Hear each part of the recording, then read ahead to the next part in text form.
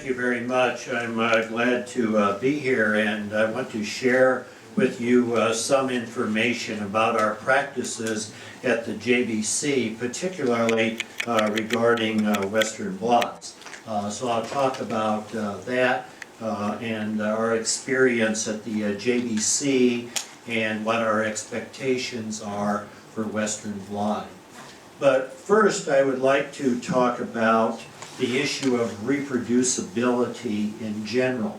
And many of you are aware of some of the problems. There have been concerns about whether published research findings are false and is science really reproducible. It's been estimated that a large fraction of preclinical research presented in high-profile journals is irreproducible.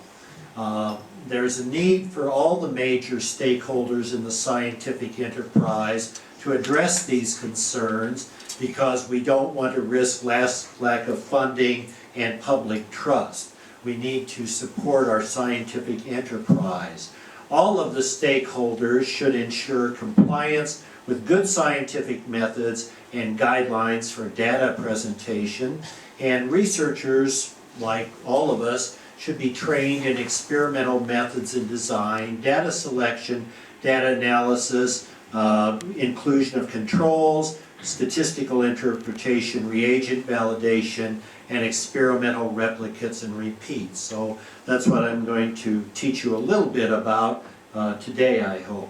So these are some results of a nature survey, and of the people who were polled, they were asked, is there a reproducibility crisis? And more than 50% of researchers said yes.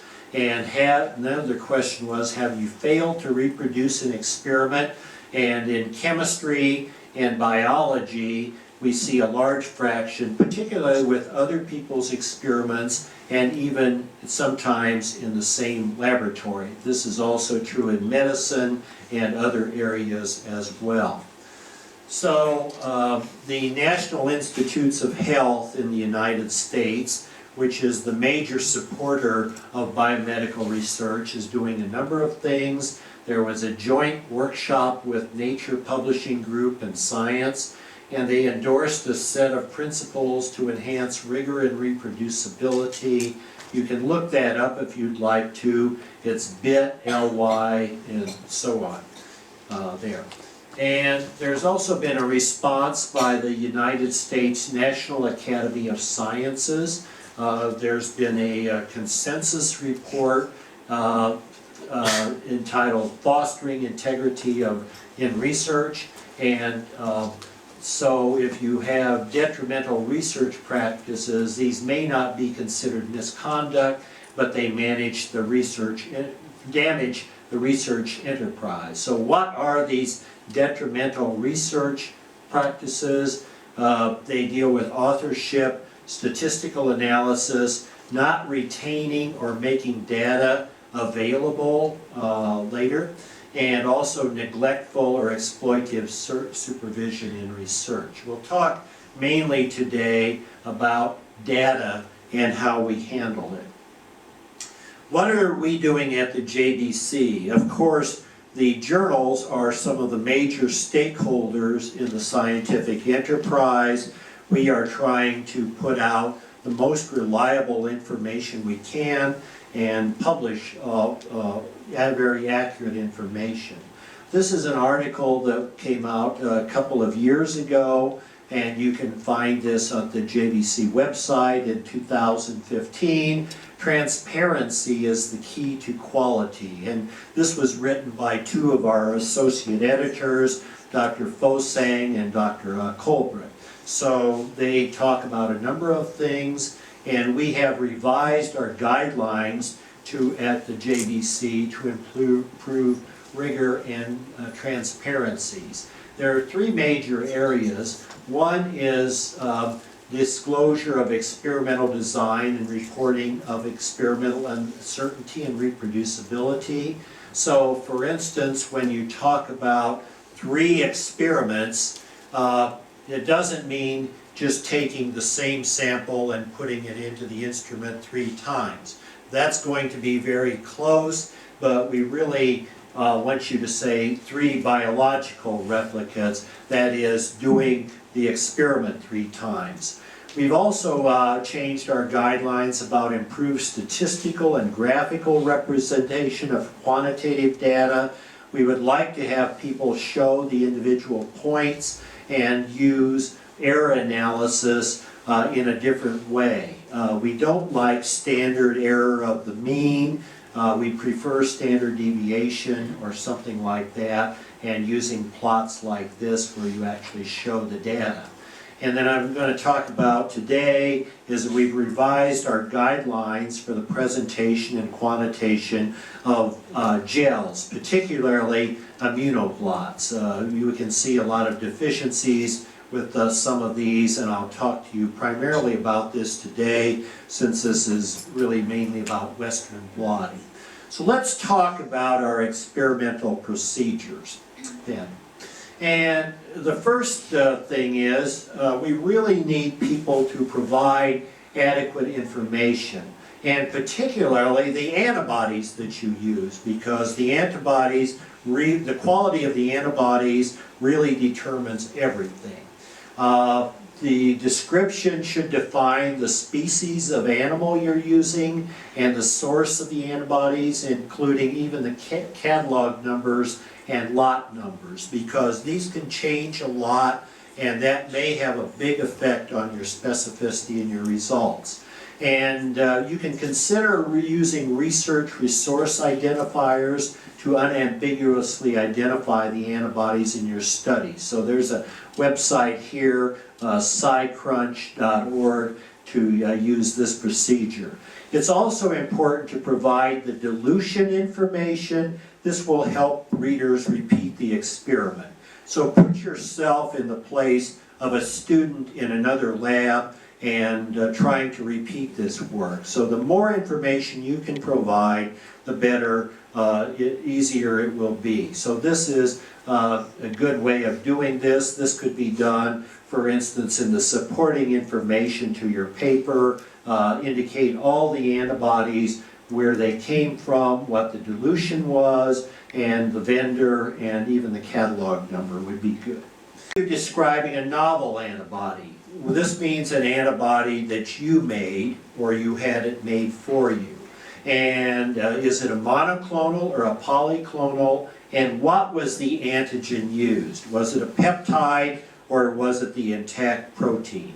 And if it was a peptide, what's the region from the protein, and how was this conjugated then? Also, what animal species was the antibody raised in? You know, was it mouse, rabbit, sheep, goats, chickens, whatever? And if you fractionated this, what Ig classes are ready? So this is actually very important information as well. Also, describe if the antibody was purified and how. How do you purify antibodies? Well, there are several ways. The 2 main ways, one is with protein A, and that will, of course, get all of the antibodies that you're interested in then, so you're not separating just one IgG, but many. The other way is to use antigen-antibody purification. We've done this in my own laboratory, where you actually take your antigen and couple it to beads, and then bind all the antibodies, then elute at low pH, so you get a specific antibody. But you have to describe how you do these, because it's very important for other people to repeat this, particularly if it's an antibody that you made in your laboratory. It's also important to demonstrate the specificity of your antibody. So this is how you can do it. And are you describing a novel antibody, one that you made?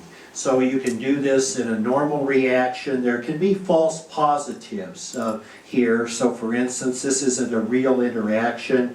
You will get a response, but it's not really true. This is very important.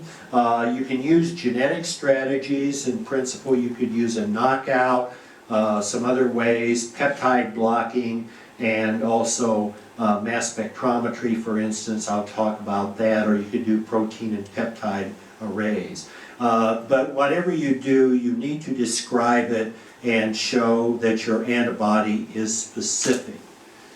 Okay, so what's evidence of specificity? This is from one of my own papers, and these are Western blots, and this is an old paper. It's from 1982, so this is 36 years old. How many of you are older than 36? No, just a few. Okay, so most of you weren't even born when we were doing this.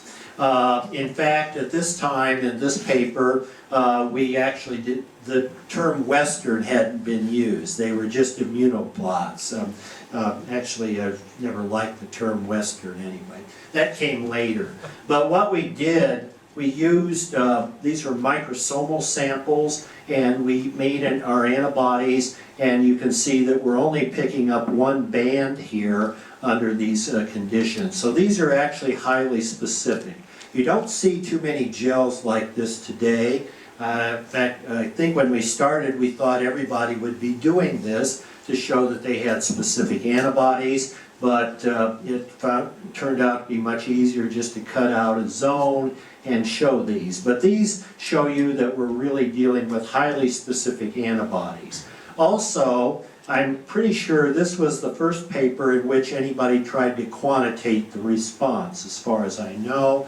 At that time, we actually borrowed another colleague's densitometer for thin layer chromatography plates, and it seemed to give a good response. And here are the peaks, and so this is a linear range, and this is how we got started doing quantitative work. I'm going to come back to this later, because even after 36 years, it's very important to be working in this range and not out here, because you can saturate your response if you put too much sample on.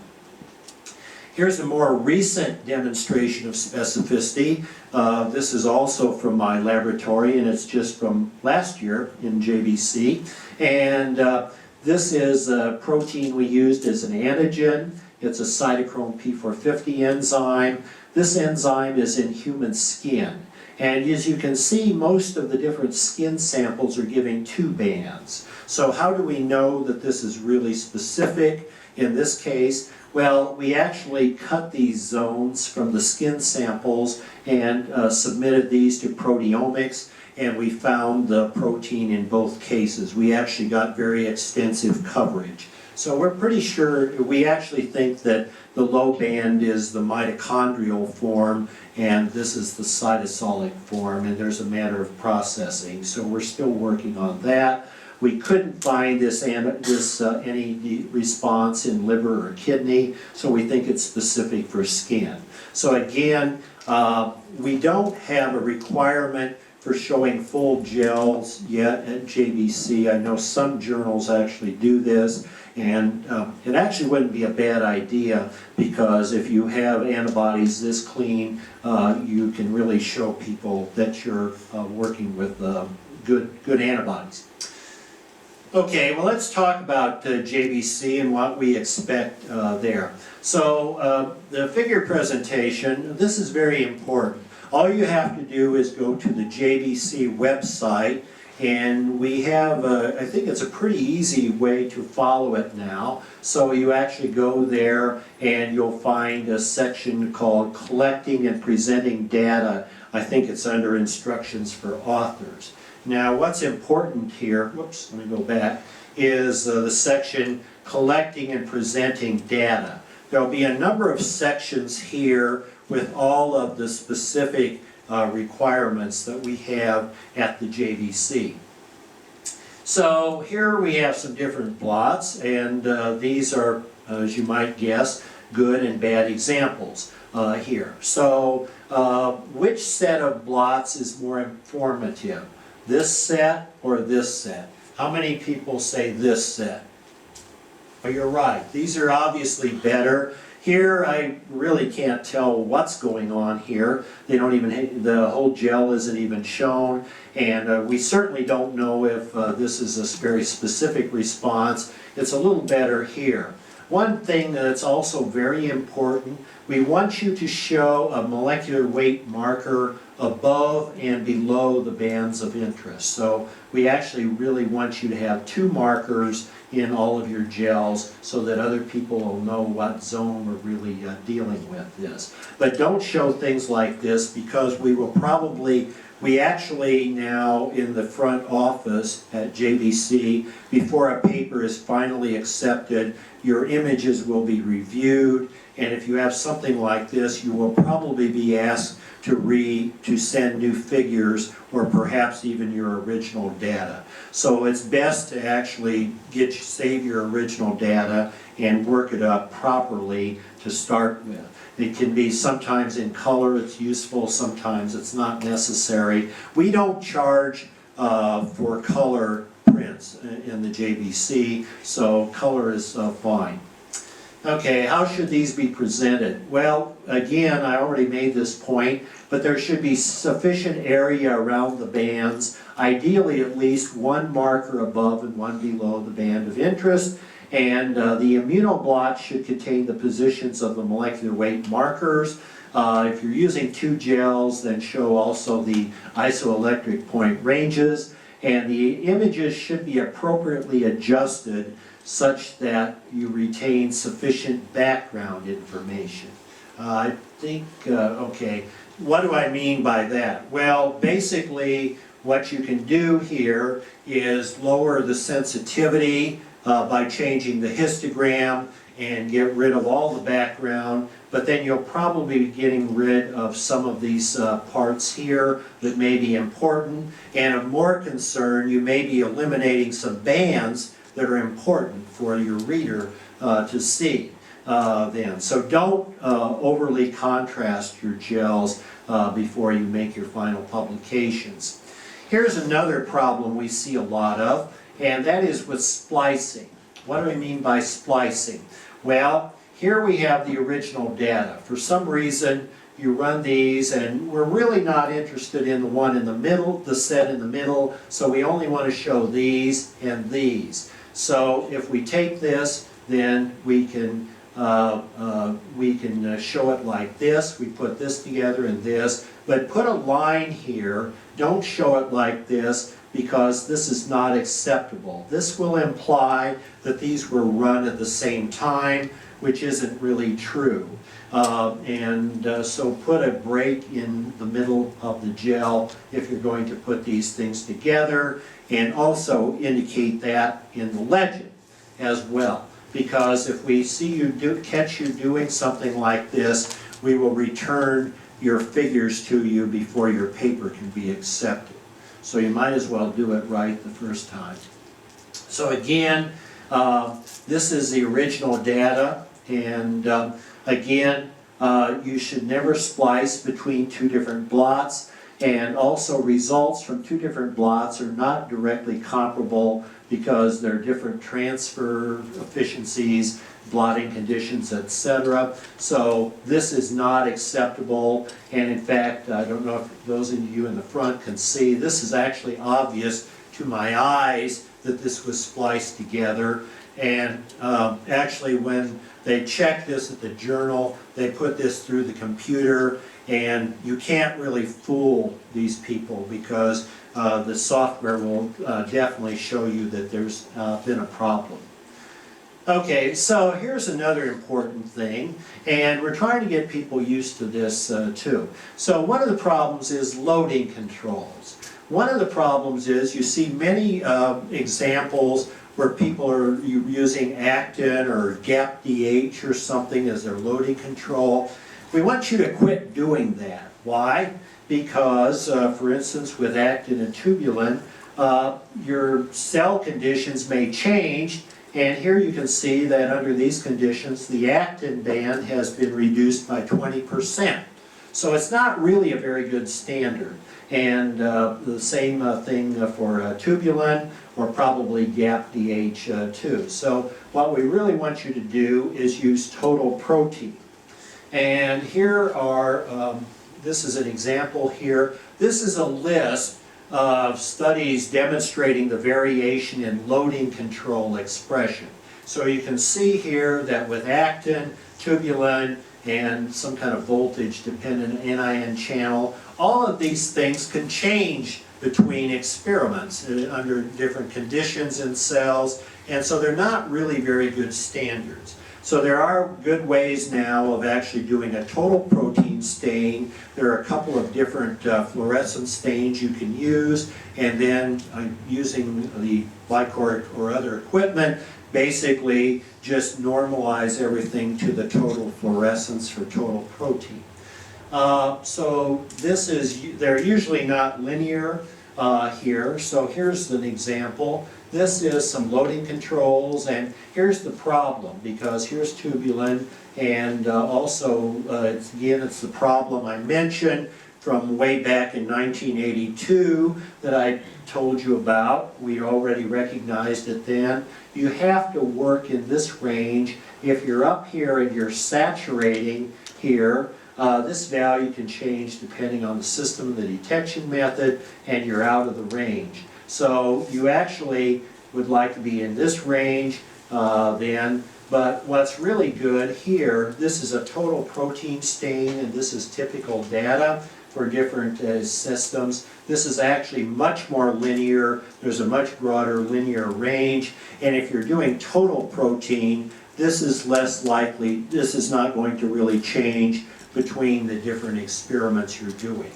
And it's actually much easier to do this, frankly, because you can actually strip and do your blotting and do this, and it won't interfere with your antibody stain. So do it this way. We're trying to get people used to doing this, and it's really in your benefit to do that.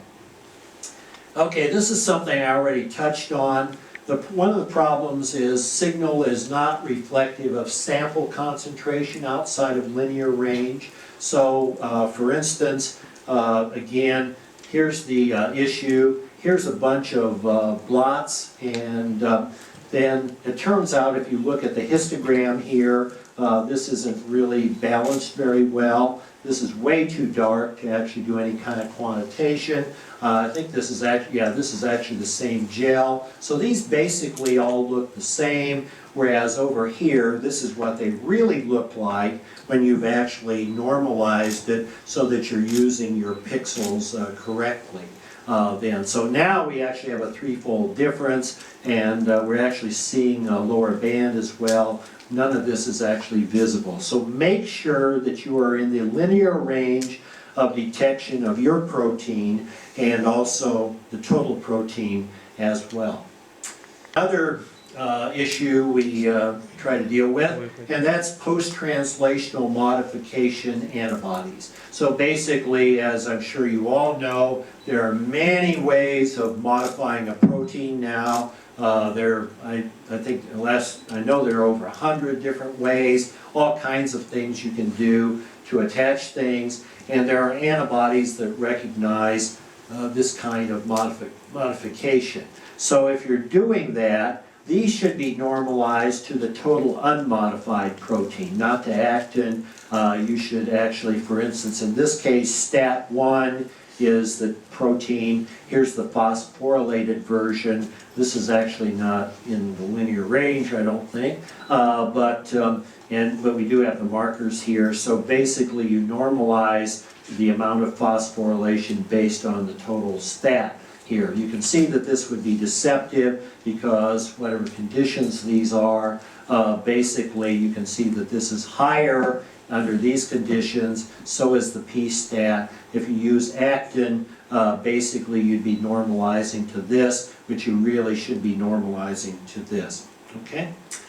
And so remember that crop your blots appropriately, don't cut them too close, indicate all splices, normalize to total protein loaded, and then if you're using post-translational modification specific antibody, please normalize these to the total unmodified protein. So these are simple rules to follow. They're really not hard, but if you do these things this way, you will save yourself a lot of time and trouble when you go to publish your paper, and you will have a better paper. And oh, very important also, this is something I have emphasized over and over again to the people in my own laboratory: save your data and save multiple copies of it. Now save your unmodified, uncropped data. Why? Because you may actually have to give it to the people at the journal if there's actually a problem. You want to save it anyway. So if you have film, you scan the entire blot and save it as what's called a TIFF file, but also retain the film. With imaging systems, you export a copy as a TIFF, also retain a copy of the image system in the native format, whatever it is, and TIFF is preferred over JPEG. I won't go into that today, but it's actually much better and much higher quality. But never, never archive data in PowerPoint. PowerPoint is too low a resolution, and basically the only thing PowerPoint is good for is presenting presentations, not for handling your data, and not for making figures. So never use PowerPoint for this. Use something like TIFF or at least JPEG, but we prefer TIFF. And also save your original files as they come out of the machine. So this is the last slide, and basically I'll try to answer any questions you might have. I'm going to leave this up. Remember that we have these resources here you can find at the JVC, and also this is the magazine that comes out every week from the American Society of Biochemistry and Molecular Biology, and you can, Dr. Sakabi, who is in charge of our image analysis at the JVC, has written a number of articles about this, and again, in the author instructions, they're also here. So I'm going to leave this slide, I think that's the last one, and I'll try to answer any questions you might have then, but I'll leave this slide up if you want to copy this down.